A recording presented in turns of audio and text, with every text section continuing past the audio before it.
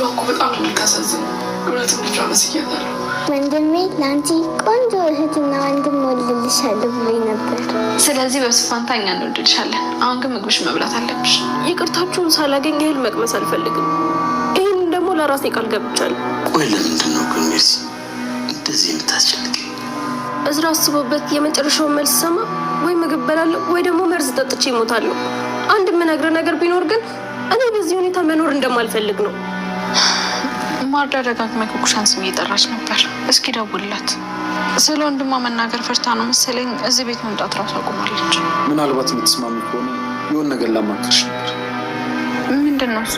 ሀብል ኩኩሻን ለምን እዚህ ቤት ሰራተኛ አድርገን እናመጣት?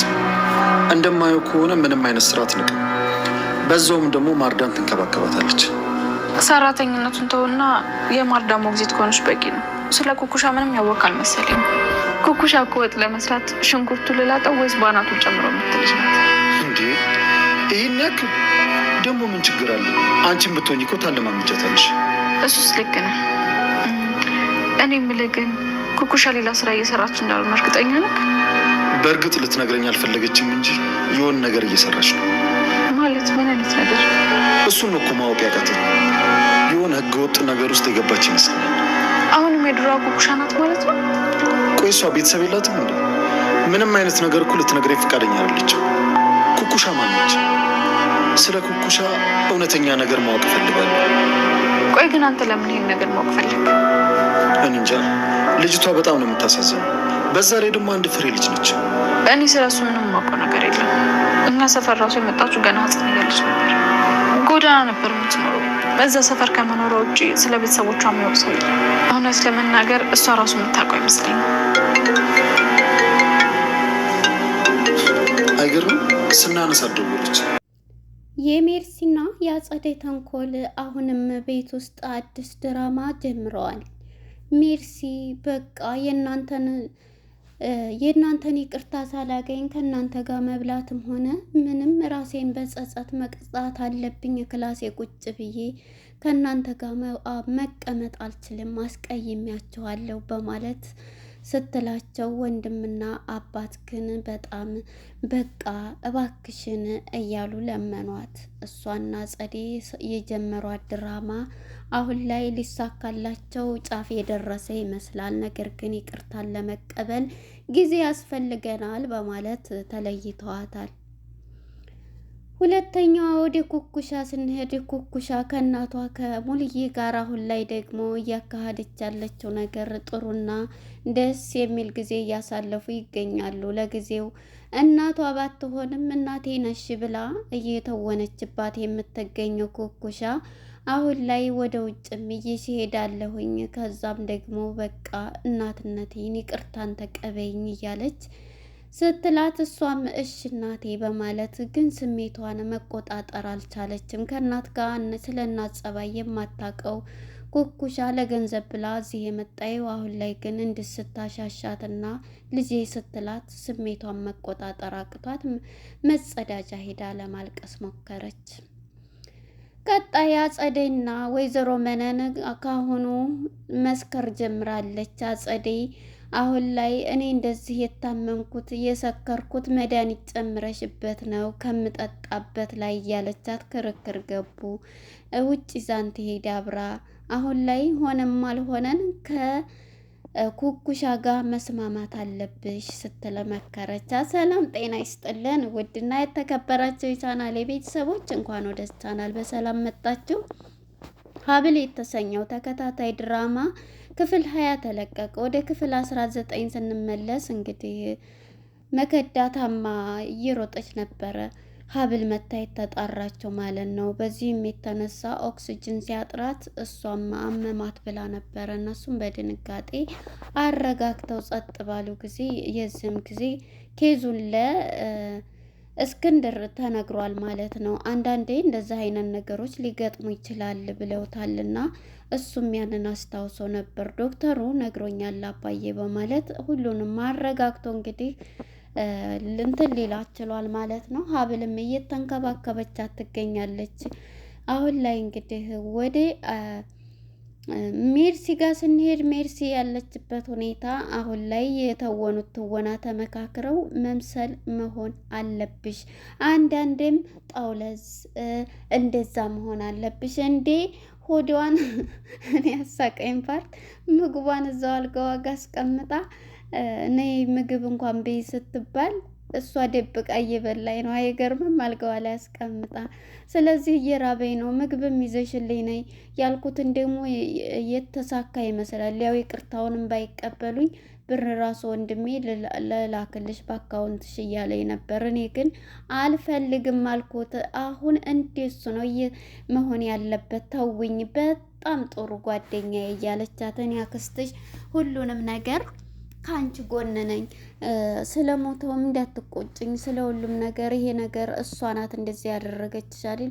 አክስቴ የአክስቴ እጅ ነው የእሷ እጅ ነው በማለት ብያለሁ። እንኳንም አልሽው እኔ ማምለጫ ሁሉን እንትን የምልበት ቦታ አለኝ እያለች እንግዲህ ለሜርሲ እያስረዳቻት ነበረ ማለት ነው። ሜርሲ ምሽ በማለት አክስቴ ግን እኮ የምበላው እያለቀ ነው ስትላት፣ እንዴ ትንሽ ሰውነትሽም ጣንዘል ወጥ ለዝ ማለት አለበት እንዴ እውነታ እንዲመስል እንዲህ ወዴንስ እንዴት ነው ታዲያ እየራበኝ እኮ ነው ስትላት፣ አይ አመጣልሻለሁ ግን አሁን እንትን ማለት አለብሽ ይራብሽ ትንሽ እያለች እንግዲህ እየቀጣቻት ትገኛለች ማለት ነው። በሯን ዘግታ እንግዲህ ወንድሟ መስራ መጥቶ ወንድሜ እባክህን ይቅር በለኝ፣ እኔ አዎ በድዬሃለሁ፣ በአሁኑ ፍቅራችን ሳይሆን በድሮ ፍቅራችን እያለች እስክንድርን ሆዱን ማን ነው እዝራን ሆዱን እየበላቸው ትገኛለች። ወንድሜ ማን አለኝ ካለ አንተ እያለኝ ችግር የለውም በቃ እኔ እንደዛ ማለት የለብኝም እያለኝ እሷ የመከረቻትን እያሰበች ነው እየተናገረች ያለችው ማለት ነው።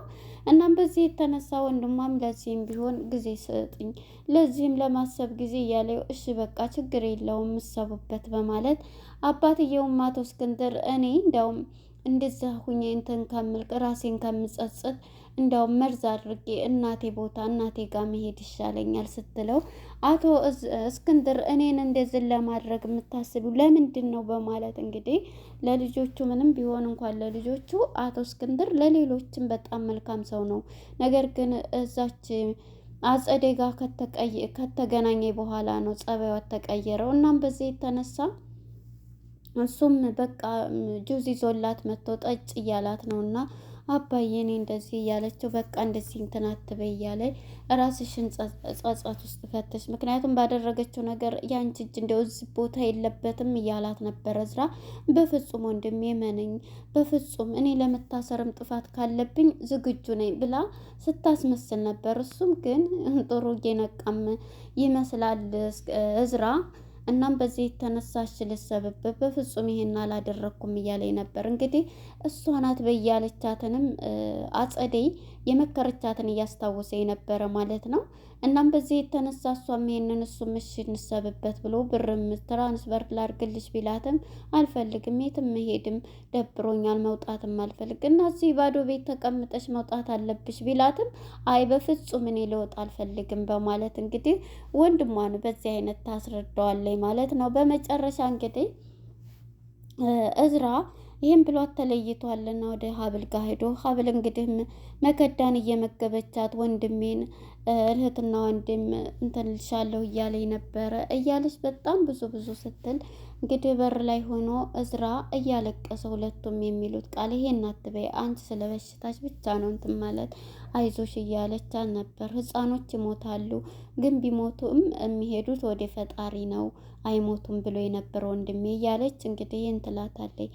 አይ አንቺ አትሞችን ፈጣሪ ነው ወደኛ የሚመጣው እያለች እያረጋገቻት ነበረ። እንግዲህ ወደ ኩኩሻ ስንሄድ ኩኩሻና የሀብል እናት ማለት ነው አሁን ላይ ኩኩሻን በደንብ እያወራቻት ልጅ እንደዚህ ነው እያለ እያለቀሰኝ ነው እንዲህ ለምንድን ነው የምታለቅሽው ብላ እንግዲህ እቀፊኝ እስኪ ብላ ልጇ መስላት እንግዲህ እያቀፈችና እያሻሸቻት ትገኛለች። ነገር ግን ስሜቷን መቆጣጠር ያልቻለችው ኩኩሻ ማለት ነው ተነስታ መጸዳጃ ቤት ልድረስ ብላ እንግዲህ ፊቷን ትታጠብ እናት ስለሌለኝ እናትን ስለማላቅ ነው እንደዚህ ስትለኝ ደስ አለኝ እንዴ የእውነት እናቴ እኮ ነው የመሰለችኝ እያለች እናቴስ ብትሆን እያለች በጣም ተደሰተኝ። በለቅሶ እንትን ስትታጀብ ነበረ ማለት ነው።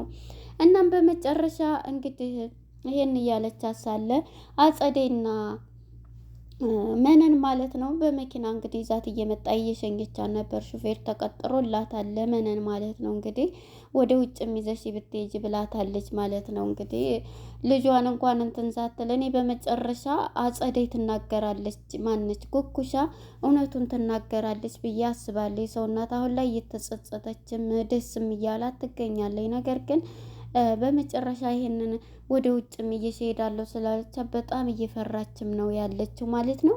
በመጨረሻ እንግዲህ ሀብል ማነች ኩኩሻዬን ብላት ወደ መነን ስንመጣ መነን ወደ ቤት እየሸኟት ስለሆነ ሹፌሩም እያያቸው እየሰማ ነው የእነሱ ሚስጥር ማለት ነው። ሰክራ የምታወራው ሁሉ ጠፍቶባታል አጸደይ ማለት ነው። መነንም እንግዲህ ውረጅ ቤት ደርሰሻል እያለ መጀመሪያ ስልክ ስታወራ ግን ይሄ ነገር ደግሞ በእነሱ በነዝራ ላይ ምን ተንኮል አስበሽ ነው እያለቻት፣ ምንም አታስቢ፣ አሁን እኮ እኔና አንቺ እህታማቾች ሆነናል፣ እንደዛ ተደባደብን፣ እንደዛ ሆን፣ አሁን ደግሞ ጓደኛሞች ጥሩ የቢዝነስ እንትኖች ሆን እያለቻት ነበረ። እናም በዚህ የተነሳ እሺ ብላ እንግዲህ በአንድ ይዘዋት ሲሄዱ እንደዚህ እኔማ የምጠጣበት መጠጥ ላይ መድኃኒት ጨምረሽብኝ ነይ እንደዚህ በትንሹ አልሰክርም ነበር እያለች እንግዲህ ከመነን ጋር ሲጣሉ ነበረ። መነንም እንግዲህ በይውረጅ ብላ እንግዲህ እያንገዳገዳ ስትሄድ ድፍት ባልሽ ጥርስሽ በረገፈ ስትል ምን አልሽ ስትላት እንግዲህ ጥርስሽ በረገፈ በሚመጣው ዶላር ወርቅና